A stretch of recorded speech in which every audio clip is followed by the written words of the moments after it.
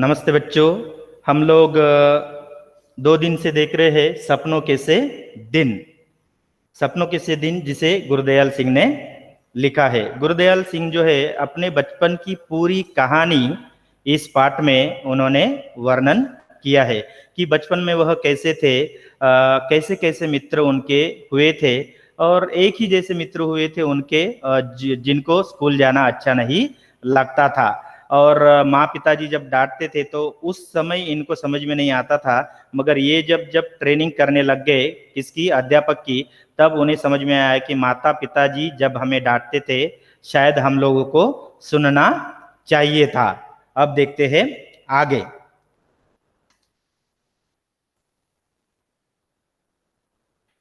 उनके नीम के पत्तों जैसे पत्तों की महक आज तक भी आंख मूंदकर महसूस कर सकता हूँ।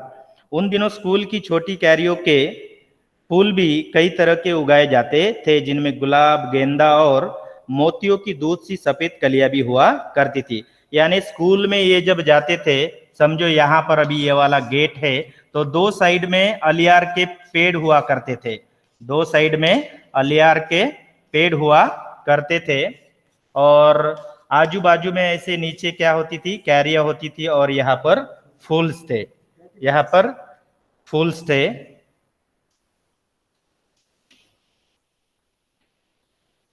क्यारियां लगाते थे जैसे हम लोग गमलों में फूल पौधे लगाते हैं। तो अभी भी इनको इतने यानी जब भी स्कूल जाने का इनका मन करता था तो इनको अलियार का जो पेड़ है उसकी सुगंध आ जाती थी। और जैसे हम हमारे मीठे पत्ते जो होते हैं ना, कड़ी पत्ता जो होता है, वो उनके जैसे बास इन्हें सुगंध आने लगता था। और आजू बाजू में ये भी फूल्स जो क्यारियों में लगाया रहते थे नीचे से जमीन पर, उनकी भी सुगंध आने लगती थी। ये कलियां इतनी सुंदर और खुशबूदार होती थी कि हम चंदू चपरासी से आंख बचाकर कभी कभार एक दो तोड़ लिया करते थे। अब स्कूल का जो चपरासी है, बेल बजाने का काम जो करता है, उसका नाम क्या है? चंदू है। उसका नाम क्या है? चंदू चपरासी जो है। तो चपरासी का काम क्या होता है? बेल बजाना और प्रधानाचार्य के फाइल्स इधर के उधर करना, या कोई नोटिस आए तो काम करना, और जो बगीचा स्कूल के सामने लगाया होता है उसकी देखभाल करना। अब ये बच्चे जो थे बहुत शैतान थे। कभी कभी है ना, ऐसे तोड़ने के लिए अगर जाते थे तो ये जो चंदू चपरासी था उन्हें डांटता था। अब उनको फूल तोड़ना है तो चंदू चपरासी की नजर बचाकर फूल तोड़ना है। और ये जो गुरुदयाल सिंह के जो जितने भी मित्र थे ना, ये बड़ी शरारती थे। चंदू की नजर बचाकर वह क्या करते थे? फूल तोड़ा करते थे। उनकी बहुत तेज सुगंध आज भी महसूस कर पाता हूं, परंतु यह याद नहीं है कि उन्हें तोड़कर कुछ देर सूंघकर फिर क्या किया करते। फूल तो तोड़ लेते थे। ये कहानी अभी ये लिख रहे हैं 60 उम्र के पार होने के बाद। अब वो बोल रहे कि हम सभी मित्र जाकर ये जो कैरियों के जो फूल है वो तोड़ लेते थे, मगर उन फूलों का क्या करते थे? ये तो बहुत ताजे रहते थे, क्या करते थे? शायद तोड़कर फेंक देते थे, या अच्छी तरह से उन्हें याद नहीं आ रहा है। कुछ देर सूंघ पर फिर क्या करते? शायद देव में डाल लेते। माँ उसे धोने के समय निकालकर बाहर फेंक देती। कभी कभी लगता है इनको, गुरुदयाल सिंह को, वो जो स्कूल के सामने वाले जो फूल है तोड़कर हम अपने पॉकेट में रख देते थे, और मम्मी जब उसको कपड़े का जो यूनिफॉर्म होता था उनको धोते समय निकालकर फेंक देती थी। या फिर क्या करते थे, या हम ही स्कूल के बाहर आते उन्हें बकरी के मेमनों के भांति चर जाया करते थे। अब इन बच्चों को इतना समझ तो नहीं था, फूल सुंदर सुंदर दिख रहे हैं, जेब में डालते थे या खा डालते थे, चबा डालते थे। ये बकरियों की तरह, बकरियां गोट्स जो है ना, वो कोई भी पत्ते खा सकते हैं या फूल खा सकते हैं। तो इन्हें अच्छी तरह से याद नहीं आ रहा है गुरुदयाल सिंह को कि वो जेब में रख देते थे, माँ धोते समय कपड़े निकाल कर फेंकती थी, या फिर क्या करते थे, या फिर खुद ही चबा जाते थे। जब अगली श्रेणी में दाखिल होते तो एक और तो कुछ बड़े सयाने होने का एहसास उत्साहित भी होते। अब देखो, आप लोग 10वीं में पढ़ रहे हो और आगे की दर्जे में अगर जाओगे, कक्षा में जाओगे, इसका मतलब क्या है? आप लोग 11वीं में चले जाओगे। तो आप लोगों को क्या एहसास होगा कि हम धीरे धीरे बड़े हो रहे हैं, बुद्धि से भी बड़े हो रहे हैं और उम्र से भी बड़े हो रहे हैं। तो इनको भी ऐसे ही लग रहा था। एक दर्जा आगे करने के बाद में हम लोग क्या कर रहे हैं कि हम थोड़े बड़े हो रहे हैं और डर कौन सा लग रहा है। परंतु दूसरी ओर नई पुरानी कापियों किताबों से जाने कैसी बात आती कि उन्हीं मास्टरों के डर से कांपने लगते जो पिछली श्रेणी में पढ़ा चुके होते। अब हमें पता है, क्योंकि आप लोग 10th क्लास में पढ़ रहे हो, कौन से टीचर आपको डांटते हैं या क्या करते हैं, या आज तक समझो 4-5 साल आप यहाँ पर पढ़ रहे हो, तो आपको पता है कि कौन सा अध्यापक कैसा है, डांटने वाला कौन है। पास तो हो गए, 11वीं कक्षा में चले गए, एक तो एहसास ये है कि हम तो अभी जूनियर कॉलेज में चले गए हैं, ऐसा एहसास भी होता है। और कभी कभी क्या होता है, अरे क्या गए साल भी ये टीचर ऐसे ही चिल्लाते रहते थे, है ना, इस साल में भी उनकी बातें सुनना पड़ेगा। और ऊपर से किताबें जो है, इनको पुरानी वाली किताबें मिलती थी, नए किताबों के पैसे थोड़ा ज्यादा दामों में खरीदना पड़ता था। तो ये क्या करते थे, पुरानी किताबों के लिए देखते हैं। अब तक जो बात अच्छी तरह याद है वह छुट्टियों के पहले और आखिरी दिनों का फर्क है।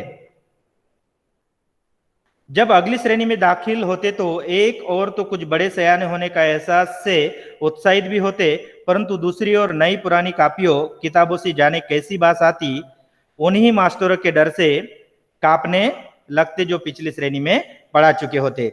तब स्कूल में शुरू साल में 1-1.5 महीना पढ़ाई हुई करती थी।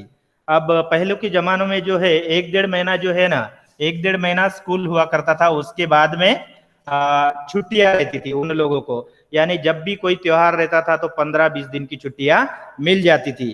तो इनको लग रहा है कि अभी स्कूल तो शुरू हो गई है, 1-1.5 महीने के बाद में छुट्टियां भी मिलेगी। फिर 1.5-2 महीने की छुट्टियां शुरू हो जाया करती। अब देखो, 1-1.5 महीना स्कूल रहने के बाद करीब 2 महीने की छुट्टियां लग जाती थी इनको, करीब 2 महीने की छुट्टियां, 2 मंथ्स हॉलीडेज। अब तक जो बात अच्छी तरह याद है वह छुट्टियों के पहले और आखिरी दिनों का फर्क था। अब देखो, कुछ याद नहीं रहता, कुछ होमवर्क भी दिया रहता है ना, तो सब लोग भूल जाते हैं। तो ये जो जितना भी बता रहे हैं कि स्कूल जब था तब पता नहीं था, मगर ये 2 महीने की छुट्टियां जो लगी थी ना, पहला दिन आखिरी दिन, पहला दिन और आखिरी दिन, ये जितना भी हुआ था, ये मुझे यही फर्क है, आखिरी दिनों का फर्क है। पहले 2-3 सप्ताह तो खूब खेल कूद हुआ करती। अब 2 महीने है, 2 महीनों का मतलब क्या है, 60 दिन। 2 महीने का मतलब मिनिमम क्या है, 60 दिन है। अब बहुत सारे अध्यापकों ने होमवर्क दिया होगा इन लोगों को, है ना। अब होमवर्क देने के बाद में इनको तो कंप्लीट करना है, मगर बच्चे सोचते हैं अरे हमारे पास 60 दिन है और 2-3 ही सब्जेक्ट का होमवर्क है, हम तो इजीली 1 महीना खेल लेंगे, 1 महीने में कंप्लीट कर देंगे। तो देखते हैं यहाँ पर गुरुदयाल सिंह और उनके मित्र कैसे करते थे। तो पहले 2-3 सप्ताह तो खूब खेलकूद हुआ करती थी। अब 2-3 सप्ताह का मतलब कितना, 20-21 दिन हो गए। 7 दिन का एक सप्ताह है, 7 दिन का सप्ताह है, 3 सप्ताह का मतलब 21 डेज निकल गए इसमें से। अब बचे कितने हैं, 31 डेज बच गए हैं, है क्या, 50 नहीं, 21 अगर निकाल दिए तो 39 दिन बच जाएंगे। अब कितने, 39 दिन बाकी है। हर साल ही माँ के ननिहाल जाया करते थे। अब माँ की माता जी जो है, अब छुट्टियों में हम लोग भी जहां से है वहां चले जाते हैं। तो गुरुदयाल सिंह भी अपने ननिहाल चले जाते थे। वहां नानी खूब दही दूध मक्खन खिलाती, बहुत प्यार करती। अब नानियां जो होती है ना, ओ मेरा पोता बढ़ी नहीं रहा है, खाली पढ़ाई में ध्यान देता है, खेल कूद में ध्यान देता है और खाने पीने में उसका ध्यान नहीं है। उसकी सेहत 1 महीने में बनाने के लिए वह क्या करती है, दूध दही और मक्खन खिलाती है और बहुत प्यार भी करती है। छोटा सा पिछड़ा गांव था, किसका, नानी का, परंतु तालाब हमारे मंडी के तालाब जितना ही बड़ा था। अब देखो, ये जो गुरुदयाल सिंह जो है, उनके मंडी में भी एक तालाब था। अब ये मंडी क्या है, वो मार्केट है, यहाँ पर एक तालाब था, तालाब, और इतना ही बड़ा तालाब जो है उनके ननिहाल में भी था, उनके नानी के गांव में भी तालाब था, नानी के गांव में भी तालाब था, इतना ही बड़ा था।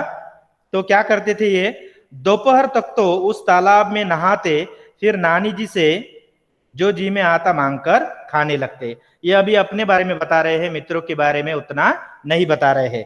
तो ये कहते हैं कि जितना बड़ा तालाब हमारे मंडी में है, उतना ही बड़ा तालाब ननिहाल नानी के गांव में था। तो हम क्या करते थे, दोपहर तक यानी 11-12 बजे तक ये नहाने लगते थे, यानी पानी में तैरना, चिल्लाना या पानी फेंकना, ऐसी बहुत सारी मजा यह करते थे। और वहां से नहा कर आने के बाद में नानी को बोलते थे कि मुझे ये चाहिए, और नानी भी क्या करती थी, इनको बनाकर वह देती थी। नानी हमारे बोलने के ढंग या कम खाने के कारण बहुत खुश होती। अब देखो, ये कम खाता था तो ज्यादा नहीं बनाना पड़ेगा, तो नानी इसके ऊपर बहुत खुश थी। किनके ऊपर, गुरुदयाल सिंह के ऊपर। अपने पोतों को हमारी तरह बोलने और खाने पीने को कहती। अब जितने भी पोते हैं, लड़की का लड़का या लड़के का लड़का, एक ही घर में रहते थे, तो दादी को लगता था कि हमारी भाषा जो है आगे चलकर भी रहे। तो शायद इन लोगों को वो भाषा अच्छी तरह से बोलना नहीं आती थी, तो वह मातृभाषा में बात अच्छी तरह से करने को कहती थी।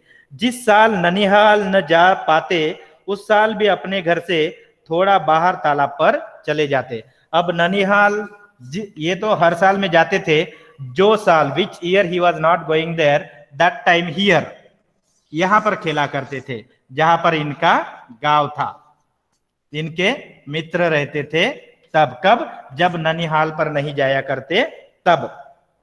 जिस साल ननिहाल ना जा पाते, उस साल भी अपने घर से थोड़ा बाहर तालाब पर चले जाते, कपड़े उतार पानी में कूद जाते। अब ये छोटे छोटे बच्चे हैं, पूरे कपड़े उतारते, थोड़े हाइट में ऐसे चले जाते। समझो अभी यहाँ पर तालाब है ना, यहाँ पर तालाब है और यहाँ पर जमीन है, यहाँ से ऐसे चढ़ते ऊपर, यहाँ से चढ़कर सीधे छलांग मार देते थे पानी में।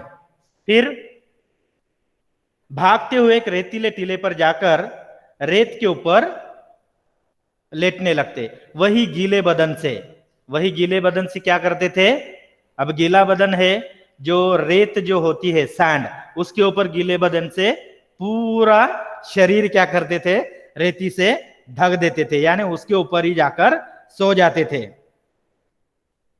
गीले शरीर को गर्म रेत से खूब लथपथ कर उसी तरह भागते। अब देखो ये मजा कैसा है, पहले कपड़े निकालो पूरे, यहां पर ऊपर जाओ और धम्म से छलांग मारो यहां पर। फिर क्या करना है, यहां पर रेती का भीग है ना, रेती है, यहां पर रेती लगाओ अपने पूरे बदन पर। फिर से क्या करना है, ऊपर जाओ और पानी में कूद जाओ, छलांग लगा देते। रेत को गंदले पानी से साफ कर फिर टीले की ओर भाग जाते।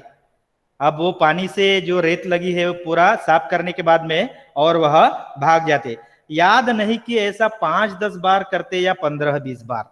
अब देखो छोटे बच्चे जो है ना, 1-2 बार तो नहाकर संतुष्ट होने वाले नहीं है, ये कितने बार, करीबन 10 to 20 times they used to jump into the water.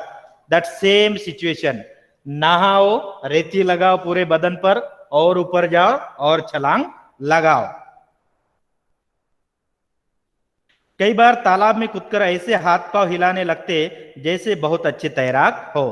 तो ये एक जाते थे क्या, नहीं, इनके पूरे मित्र रहते थे, उनके पूरे मित्र यहाँ पर रहते।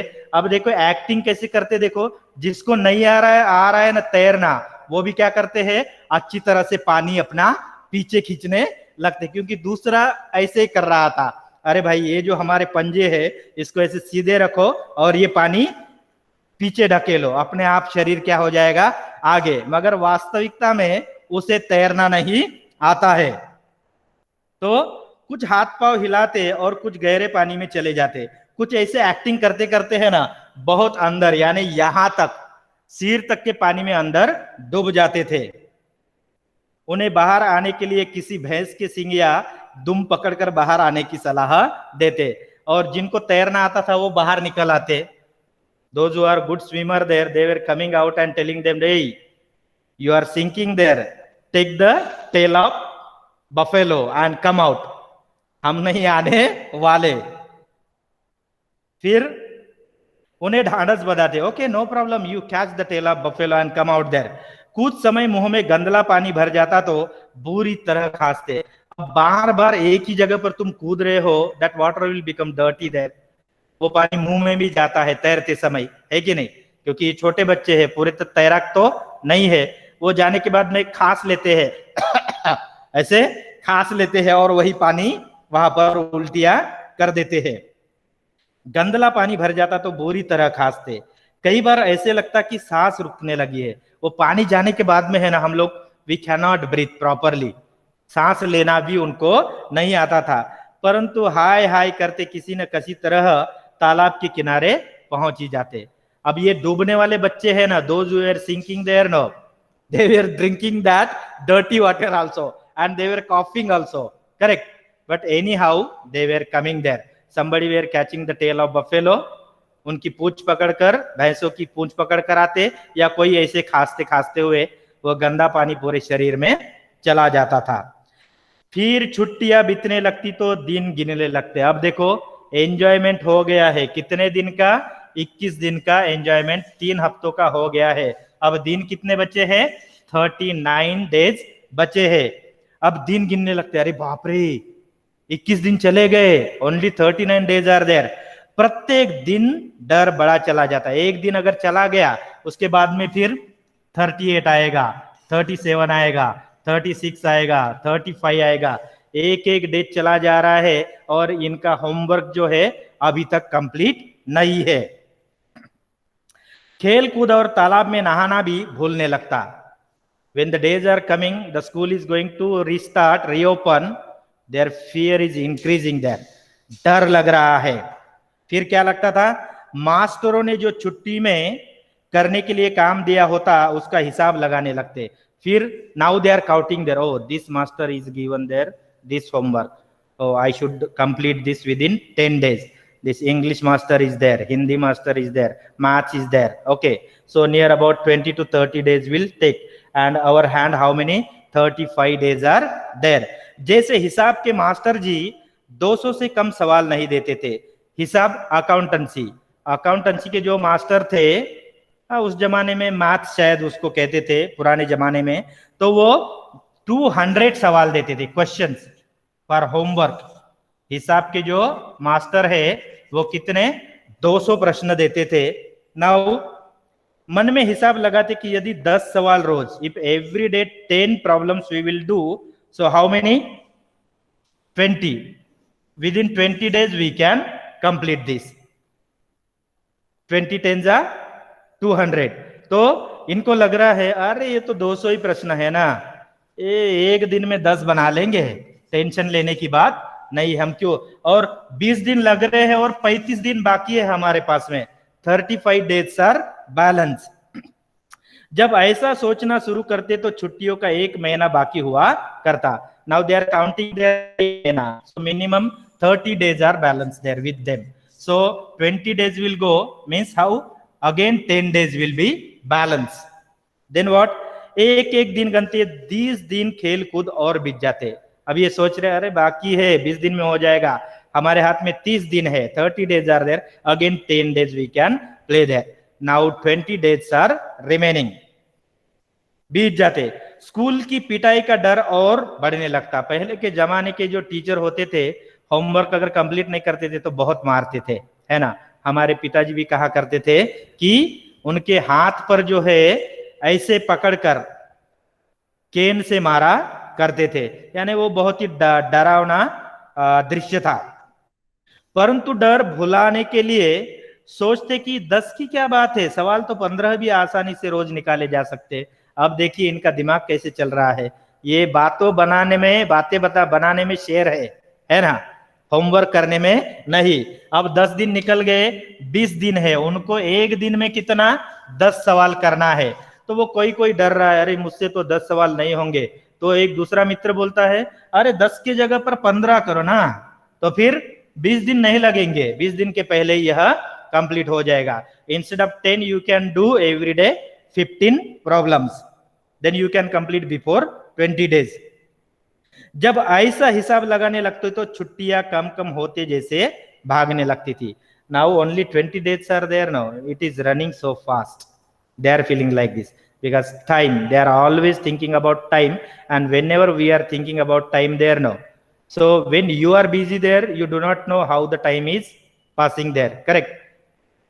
If you are free there, the time won't pass there. So according to our mentality, we are setting the time. दिन बहुत छोटे लगने लगते थे. अब 20 दिन में करना है तो देखो, अरे बाप रे, मैं लिख रहा हूं 10 सवाल भी नहीं हो रहे और ये दिन निकल जा रहा है.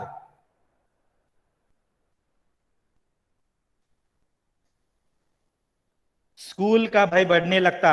हमारे कितने ही सहपाठी ऐसे भी होते थे, छुट्टियों का काम करने की बजाय मास्टरों की अधिक पिटाई जैसा सस्ता सौदा समझते थे. इनमें से कुछ मित्र जो है ये क्या करते थे कि वहां पर दो तरीके होते थे. एक तो होमवर्क कंप्लीट करो, मार नहीं पड़ेगी. एक तो होमवर्क कंप्लीट करो, मार नहीं पड़ेगी. और दूसरा क्या होगा कि don't complete the homework, give your hand, how much your sir can beat, let him beat here. So like this, those who are daring, those who don't have courage, or those who are not good in study, they will choose this option. Correct. They are ready to get beatings from their teachers. तो वो मास्टरों के साथ में सस्ता सौदा का मतलब क्या है? हाथ आगे कर दो, हो गया सस्ता सौदा. कितना मारेंगे सर? 2-4 छड़ियां मार देंगे, छोड़ देंगे. 10 दिन 20 दिन कौन लिखेगा? Who will write 20 days? हम जो पिटाई से बहुत डरा करते, उन बहादुरों के भांति ही सोचने लगते. Now you see there, those who were doing the homework, they were also thinking like this guys only. Only 2-3 only, no, we can take beatings there, no problem, no need to complete that. Come on, let us play. कौन बनेगा करोड़पति? हम सभी उसके बारे में सोचते हैं कि हमारे में से उस जैसा. हाँ, यहां पर जो मार खाने वाला जो लड़का है उसका नाम क्या है देखते हैं. अभी देखिए, ये इतना भयानक है कि आपको हंसी आ जाएगी. कौन है ये मार खाने वाला जो होमवर्क नहीं करता था?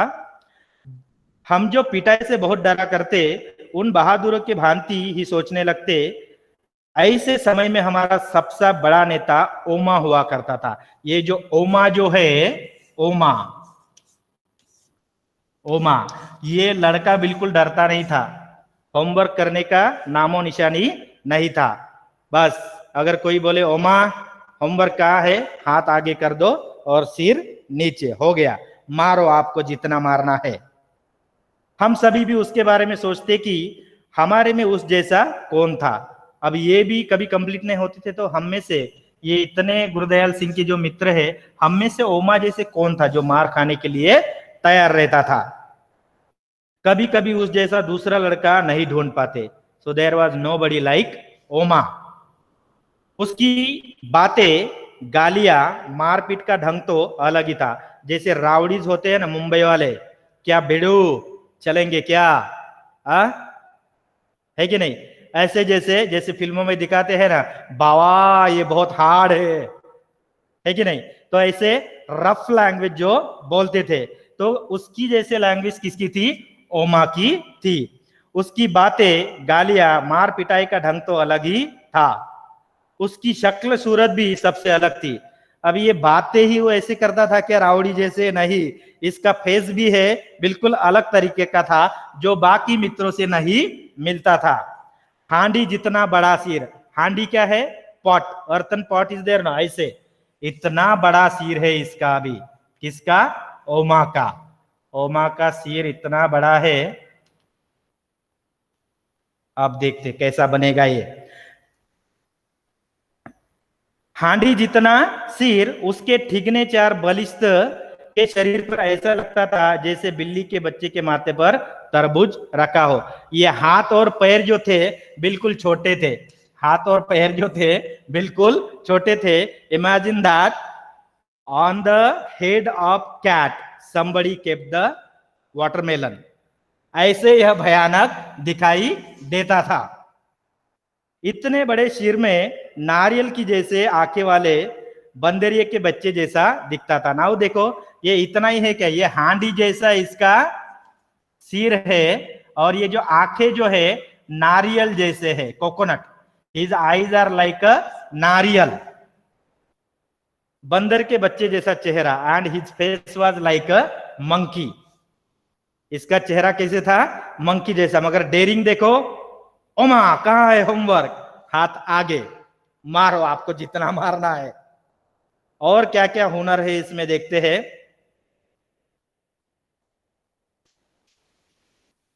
बंदर की जैसा चेहरा था और वह दिखने में बहुत ही अजीब लगता था।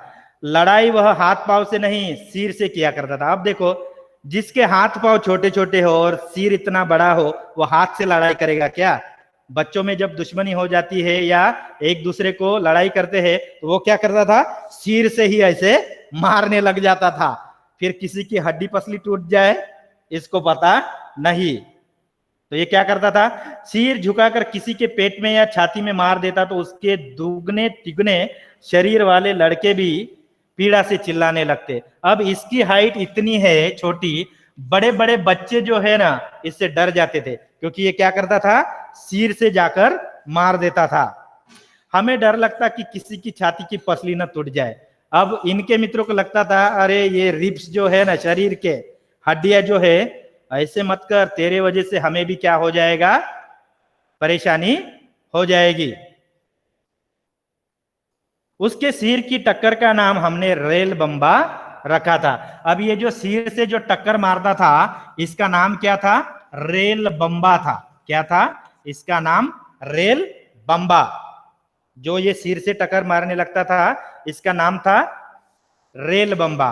किसका, ओमा का। ओमा फाइट करने में बहुत शातिर था, जिसका सिर हांडी जैसे था और आंखें नारियल जैसे थे और हाथ पैर बिल्कुल छोटे छोटे। फाइटिंग करते समय ये क्या करता था, सिर से ही बच्चों को मार देता था, फिर उसको पता नहीं कि किसी की हड्डी टूटे या कुछ भी टूटे। तो इनके मित्रों ने इनका नाम क्या दिया था फाइटिंग को, रेल बम्बा। रेल बम्बा कहकर वह चिल्लाने, यानी उसका नाम दिए थे। कोयले वाले, अब ये क्या है, रेल बम्बा रखा हुआ था। रेल के कोयले से चलने वाले इंजन के भांति बड़ा और भयंकर ही तो था। अब पहले के जमाने में जो ट्रेन जो होती थी, कोयले की ट्रेन होती थी ना, ऐसे धुआं निकलता था, ऐसे उनके है ना यहाँ पर डिब्बे हुआ करते थे। तो कोयला, कोल से जो चलते थे, तो वैसे ही इसका जो सिर था बहुत ही बड़ा था। तो ये ओमा इतना डेयरिंग वाला था। हमारा स्कूल बहुत छोटा था। अब हो गया ओमा के बारे में, यह स्कूल के बारे में बता रहे हैं। अभी स्कूल के बारे में क्या बता रहे हैं, हमारा स्कूल बहुत छोटा था, केवल छोटे छोटे 9 कमरे थे। अब देखो ये स्कूल के बारे में कैसे बता रहे हैं कि इनके जो स्कूल है छोटा था और उसमें 9 कमरे थे। कितने कमरे थे, 9 रूम्स थे। पहला कमरा हेडमास्टर श्री मदन मोहन शर्मा जी का था। ऐसे हेड जैसे बिल्डिंग थी इनकी। तो पहला कमरा जो था हेडमास्टर का था, जिसके दरवाजे के आगे हमेशा चिक लटकती रहती। स्कूल की प्रेयर प्रार्थना के समय वह बाहर आते तो सीधी कतारों में कद के अनुसार खड़े लड़कों को देख उनका गोरा चेहरा खुल उठता। यानी ये जो मदन मोहन शर्मा जी है, मदन मोहन जो है, ये कौन है, प्राचार्य है, हेडमास्टर है, प्राचार्य है। तो ये इनका चेहरा बहुत गोरा, फेयर थे वो। और जब भी बच्चे प्रेयर के लिए आ जाते थे, वो अपने रूम से ही निकलकर यहाँ पर खड़े हो जाते थे, ऐसे खड़े हो जाते थे और बच्चे लाइन में है कि नहीं वह देखा करते थे। सारे अध्यापक लड़कों की तरह कतार में बांधकर उनके पीछे खड़े जाते थे। अब देखो, not only the students were standing in a line there, but also the class teacher were standing back of them, behind them in a line. That much strict school was there, but only 9 rooms were there. अब इनमें से केवल master प्रीतम चंद की PT लड़कों की कतारों के पीछे खड़े यह देखते कि कौन सा लड़का कतार में ठीक है या नहीं।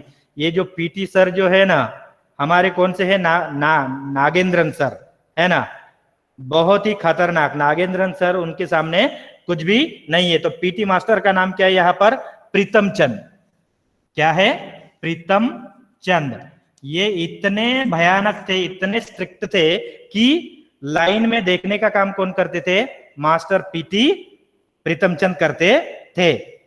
उनकी घुड़की तथा ठुट्टों के भय से हम सभी कतार के पहले ही लड़के ध्यान रखते थे। यानी ये इतने ठीक थे कि पीटी मास्टर आने के पहले सभी बच्चे लाइन में खड़े हो जाते थे और ये देखते। ये इतना ही नहीं, ऊपर से लेके नीचे तक, from top to bottom your line should be in a 1 queue. जिसका पेट बड़ा है, थोड़ा बाहर आया तो झपाक से एक क्या करते थे? मार देते थे।